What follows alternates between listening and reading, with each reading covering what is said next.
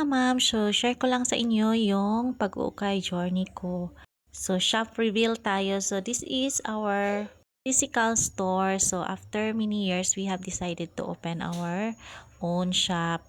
Actually, this is not the first time na mag-open kami ng physical store. So may experience din po kami at that was way back tagal-tagal na po. Pero we decided to close it after a year kasi yung income, hindi naman siya lugi pero para sa akin, it's not worth it sa pagod at effort ko. So that is why we decided to close it down. Originally, wala talaga kaming plano na mag-open ng shop pero dumating din sa point ng life ko na nag-desire na rin ako ng own shop kasi para naman yung spare time ko, hindi siya masayang. Hindi po talaga madali yung journey namin dito kasi napakahirap yung preparation at you know the feeling yung parang bumalik ka sa zero.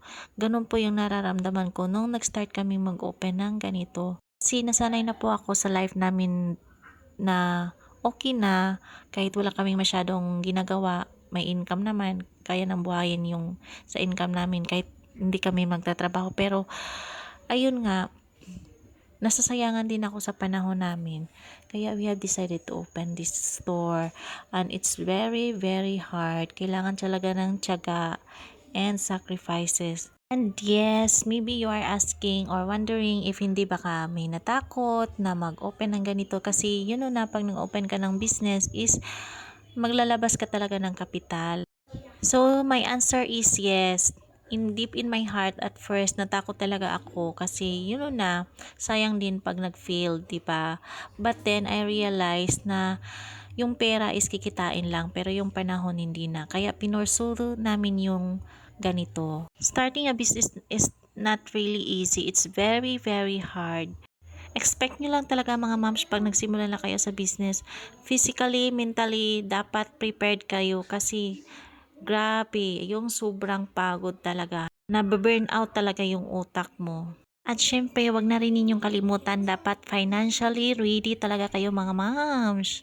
Kung sakaling hindi pa kayo financially ready, dapat ano na lang, wag na lang muna kayo mag-physical store mga moms. I suggest online na lang muna. And of course, wag nating kalimutan, dapat emotionally ready na rin tayo mga moms. Kasi sa negosyo, hindi talaga maiwasan yung problema. Kaya dapat emotionally ready yung heart natin, dapat matatag yung puso natin.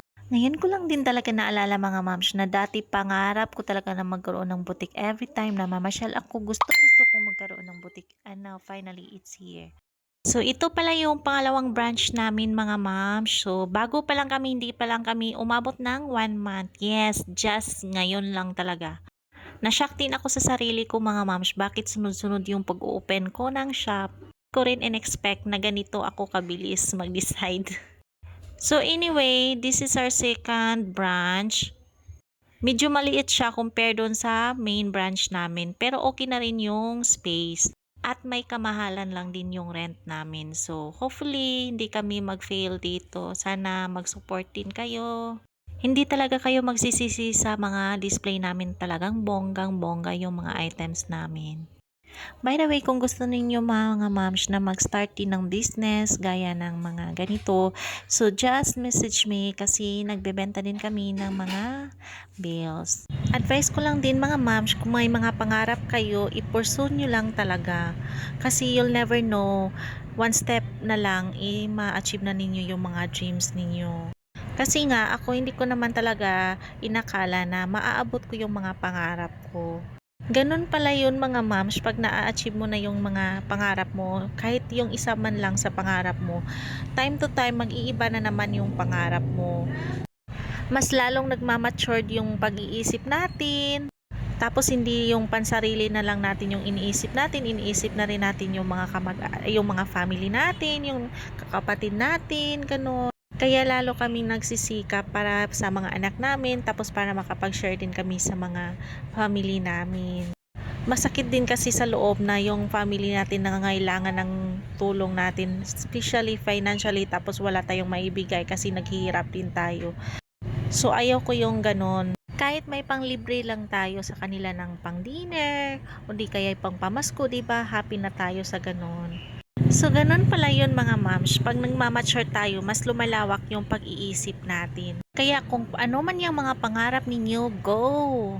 Don't mind what other people say kasi hindi naman sila ang nagbibigay ng pangbigas ninyo. So, yan lang muna mga moms. Thank you for watching. See you next time.